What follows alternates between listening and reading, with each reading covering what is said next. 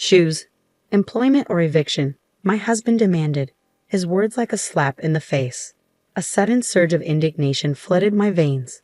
Why should I tolerate someone who thrives on demeaning others to boost his own ego? I deserve better than this. My name is Melissa. At 36, I navigate the realms of both work and homemaking. As a freelance illustrator, I craft my art from the comfort of home. Art has always been my passion, leading me through art college and into the workforce at a design firm. But at 30, I took the leap into independence, craving the freedom to express myself on my own terms. Back then, I embraced singlehood, believing I could sculpt my life as I pleased. Then Daniel entered the picture, introduced to me by a mutual acquaintance. We clicked, married swiftly, and formalized our union a year later. Daniel's job as a salesman for a company with branches scattered nationwide kept him constantly on the move. With his demanding schedule, he suggested I take on the role of a housewife, prompting me to temporarily set aside my career as an illustrator. It made sense. Someone had to tend to the household while he juggled long hours and frequent travels. I viewed it as a mutual support system, an essential part of our marriage. While I didn't mind putting my career on hold, I believed I could always pick up where I left off once things settled down, all while pursuing further studies. Despite the adjustments, our love remained strong, grounded in trust and understanding. We shared a bond that weathered the challenges of distance and busy schedules. However, life had a surprise in store for us. Daniel received a promotion to lead a new sales office, signaling an end to the constant transfers. It was a significant milestone, commonly referred to as a promotion. With my new position came the promise of stability. We wouldn't be uprooted anytime soon, allowing us to establish roots in one city at last. The constant nomadic lifestyle had worn us down, leaving us yearning for a sense of permanence. Now the prospect of settling in a single town filled us both with relief and joy. Previously, my focus had been solely on supporting my husband, leaving little room for personal aspirations. But with this change, I dared to envision a different future, one where I could resume my career. However, the transition didn't unfold as smoothly as I had anticipated. While my husband grappled with the demands of his new role, overseeing the transition and launching fresh branches, a new challenge emerged. The soaring cost of living in our new city exceeded our expectations. Surviving on my husband's income was a tightrope act we managed, but just barely. Unfortunately, his company didn't extend any help with housing costs, leaving us to foot the bill entirely on our own. Despite our desire to save for the future, his paycheck barely covered our basic expenses. The thought of dipping into our savings crossed my mind, but it didn't sit right. Security was paramount. So I broached the subject with my husband, asking if it would be feasible for me to work as well, provided I still maintained the household. His response was hesitant, eventually conceding with a cautious agreement, albeit with a caveat to prioritize homemaking. Though his words struck a discordant note, I attributed it to the upheaval of our changing circumstances. After all, I've always supported him wholeheartedly as a housewife. I chose not to dwell on the unease lingering beneath the surface. As I ventured back into the workforce, thrilled to have found a job I truly enjoyed, I noticed a troubling shift in my husband's demeanor. Gone was the supportive partner I once knew, replaced by someone critical and discontented. "What's the deal with this dinner?" he grumbled one evening, eyeing the spread of roast chicken, themed vegetables, chowder, and fruit with disdain. "This food sucks. Why are you cutting corners when you're home all day?" His sudden nitpicking caught me off guard. It was a behavior he'd never exhibited before. "This food is like hospital meals. It's not building up any strength," he continued, his criticism relentless. Feeling defensive, I explained, "That's not true. I found some deals on ingredients, so I made a main dish and a side. You like hearing that?" His response was a shout of frustration. "What are you saying? My salary is too low." I couldn't understand his reaction. My return to work was supposed to bring fulfillment and a sense of contribution, not discord within our household. His sudden outburst left me reeling, stunned by the venom in his words. Why was he twisting my intentions like this? His anger rendered me speechless. "Do you have any idea how hard I work to support you?" he snapped, his frustration palpable. "Just when I get promoted and things are looking up, don't mess it up by doing something unnecessary." I yearned to retaliate, to defend myself, but I held my tongue. Perhaps he was under immense pressure, burdened by the weight of his new responsibilities. He was the one in charge now, tasked with safeguarding our family's well-being. In that moment, I felt a pang of guilt. Maybe he was just exhausted, overwhelmed by the demands of his role. "I'm sorry," I murmured, swallowing my pride. "I apologize." In my heart, I convinced myself that his outburst was merely a manifestation of fatigue and stress. Despite my return to work, his domineering demeanor persisted. "Hey, are you slacking?" he barked one day, interrupting my tasks. "I'm cleaning the bathroom." "Where's the shirt I was going to wear today? At least shine my shoes." His behavior was a far cry from the person he once was. What had changed? It seemed like he had transformed into someone unrecognizable, prone to constant yelling and shouting. Each day, my trust in him eroded a little more. Balancing the demands of housework and my job proved to be more challenging than I had anticipated. I longed to steal moments to work in between chores, but striving for perfection to meet his standards left me with little time for anything else. If I dedicated myself to meeting my clients' deadlines, the spare moments I had for household tasks were woefully insufficient. I've also started working, I ventured, hoping to prompt some understanding. "Can't you help a bit with the chores?" His response cut deep. "It's because you're busy with your worthless job that the housework is suffering," he fired back, his words stinging with contempt. "Just quit. Don't get cocky just because you work from home. You're not even making much, and you're acting so high and mighty even though you're just a housewife." The label of just a housewife became his favored insult, a barb aimed directly at my self-worth. According to him, my employment status mattered little. I was still relegated to the role of a housewife. The logic was twisted, incomprehensible to me. True, my earnings weren't substantial, but that was partly due to his constant interruptions, hindering my ability to focus and expand my workload. Frustrated by his lack of support, I made a conscious decision to scale back on the chores I did for him, prioritizing my work instead. Predictably, his displeasure only intensified, widening the chasm between us. As I tidied the room one day, I stumbled upon a stray pay stub belonging to my husband. Carelessly left on the desk, it piqued my curiosity. I was familiar with his salary, but I had never seen a pay stub before. Driven by a nagging sense of curiosity, I couldn't resist taking a closer look. To my shock, the amount listed on the pay stub was significantly lower than what I had been led to believe. It was barely half of what I had expected. Confusion clouded my mind. Where was the missing amount coming from? My husband provided me with monthly living expenses and rent, with the remainder for his personal spending. Hadn't he recently been promoted? How could his salary have plummeted like this? Since when had this been going on? I scoured through the papers, searching for any earlier pay stubs, but came up empty-handed. What was the truth behind this discrepancy? In that moment, my lingering suspicion towards my husband solidified into certainty. We couldn't possibly sustain our livelihood on this reduced amount. What was he thinking?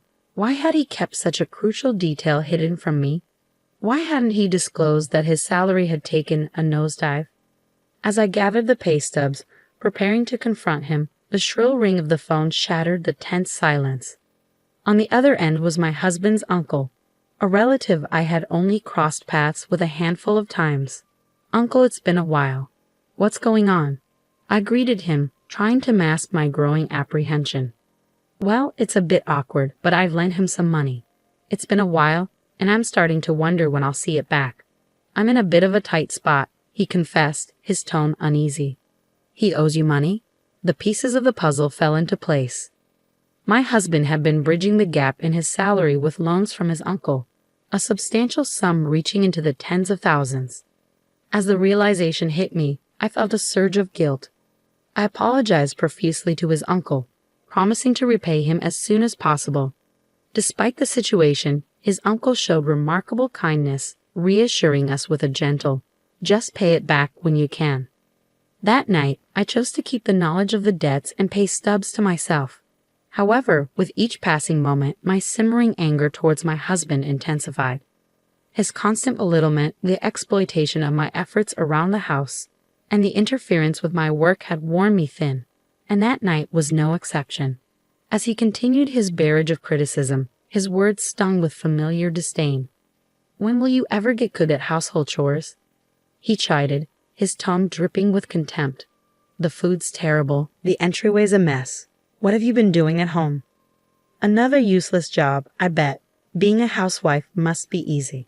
His relentless tirade only fueled the flames of resentment burning within me. Doesn't he realize the contradiction in his words? I fulfill the same household duties as anyone else. If you're unhappy, why don't you take over? You've been coming home on time lately. You're capable, I countered, refusing to yield. But my defiance only seemed to stoke his anger. With a forceful slam of his fist on the table, he snapped. Since when did you become so mouthy? Don't overstep, you waste of money. Do you even know who's providing for you? I refused to back down. What's wrong with standing up for myself? I'm doing my part. What about you? I challenged him, meeting his glare head-on. I refused to tolerate this any longer, I declared, my resolve firm. But he showed no sign of backing down. You pretend to contribute around the house, but you're all talk. Start earning, then we'll talk. I bit back the retort that rose to my lips, recognizing the hypocrisy in his words. Maybe the same could be said for you, I thought. But I held my tongue. Should have never married you, he continued, his words laced with venom. What a drain on our finances you've become. You keep complaining about money, so why don't you do something about it? If you're not going to work, then leave. I gathered my already prepared bags and made my way towards the door. You can't handle anything on your own, anyway. Why do you think you can leave? He challenged, his tone dripping with disbelief. Giving him a steely gaze, I retorted, By the way, I'm leaving. I've already completed the paperwork. With a decisive motion, I slapped the divorce papers I had obtained from the city hall onto the table. The shock on his face was evident. He hadn't anticipated my departure, let alone the initiation of divorce proceedings. He stood frozen, rendered speechless by the sudden turn of events. Well, that settles it, I stated firmly. Make sure you fill out your portion and submit it soon. With that, I turned and left, determined to reclaim my autonomy and forge a new path forward. I departed from our home and made my way to my parents, where I had already briefed them on the situation.